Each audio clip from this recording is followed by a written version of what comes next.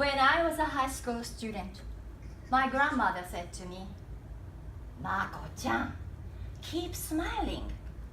When you smile, your mouth is curved like a rice ball, and you can catch happiness. But when you frown, the ball turns upside down, and happiness will just slip away. But how can we smile when we are not happy?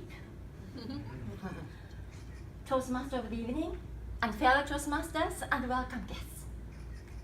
I simply could not smile because I was not happy. I had no confidence in myself. I wasn't smart, I wasn't pretty, and most importantly, I didn't have a boyfriend. However, there was one thing that I liked, and that was English.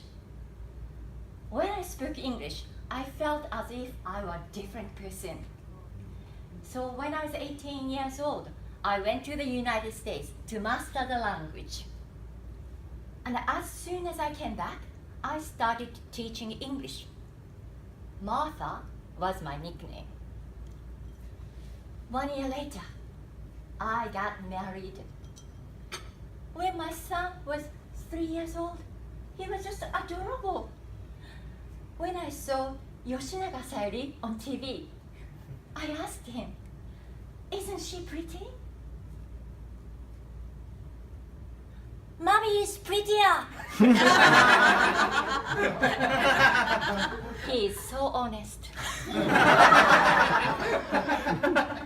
Do you know the problem with children? They grow up. After he became a teenager, he hardly ever spoke to me at home. And when I said something to him, his response was, "So what?" When he was not in a good mood, he stormed upstairs and slammed the door. I had to go to school several times because of his behavior. What have I done? Still, I kept teaching English with a smile on my face. I tried to change my attitude when we said, "Happy, lucky, me," in the warming up exercise. One day, one of my students, Setsuko, called me.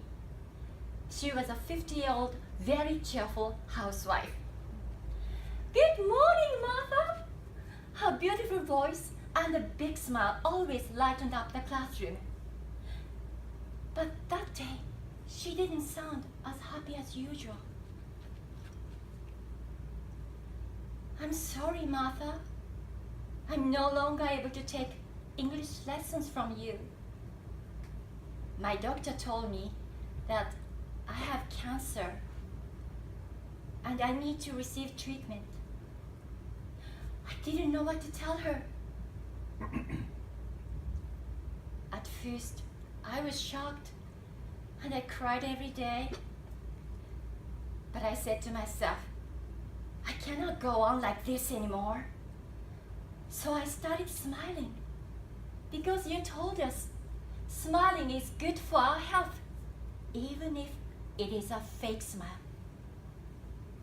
Every day, I've been looking in the mirror and saying to myself, "Happy, lucky me. Happy, lucky me." And I feel it's gonna be fine. I'm gonna get well and I'll be back. If you are in that situation, were you able to smile? Then, suddenly, I remembered what my grandmother had told me. Keep smiling, and you will catch happiness. I realized no matter what happens to us, we have the power to change our feelings. So, I started smiling. Whenever I had time, I just smiled. When I was waiting for a train, happy lucky me. When I'm walking, happy lucky me. When I'm writing emails, happy lucky me. The first week, I had pain around my cheeks. But that didn't stop me. I smiled day in and day out. And surprisingly, I felt a little lighter. One day, my son criticized me as usual. You always forget the important things. How dare you? I smiled. Happy, lucky me. Then my words came out. Aren't you lucky you took after your dad? A few days later, when I was doing the dishes, I heard a voice. Guess what? I was selected as a cheerleader at sports festival.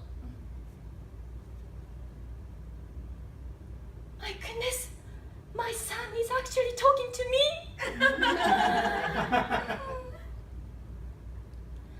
You really want to get attention, like your mother. Little by little, our relationship got better. And more people started talking to me because of my smile. So ladies, don't worry about putting on a makeup, but put a smile on your face. And of course, gentlemen too. 1 year later, Setsuko came back to take lessons again with her beautiful smile.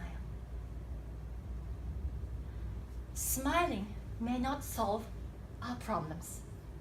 Smiling may not cure our disease. But smiling helps us feel better. And when we smile, we get smile back.